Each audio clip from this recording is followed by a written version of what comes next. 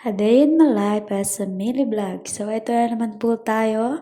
So, naglaba po ang inyong Inday ngayong araw na ito. Kahit po busy dahil kailangan dahil po wala nang masuot. Sa lababo po ako naglalaba dahil alam niyo noon dito sa condo ay mahirap maglaba.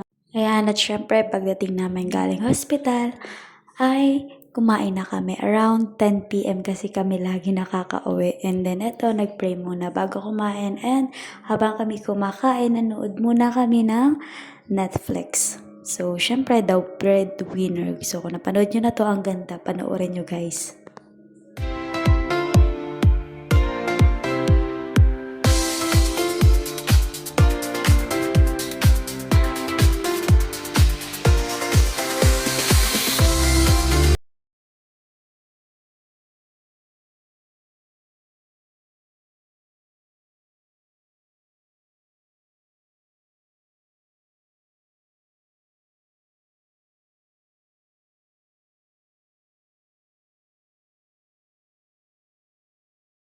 Ayan, at syempre, pagdating namin galing hospital, ay kumain na kami around 10 p.m. kasi kami lagi nakakauwi. And then eto, nag-pray muna bago kumain. And habang kami kumakain, nanood muna kami ng Netflix. So, syempre daw breadwinner. So, kung napanood nyo na to, ang ganda. Panoorin nyo guys.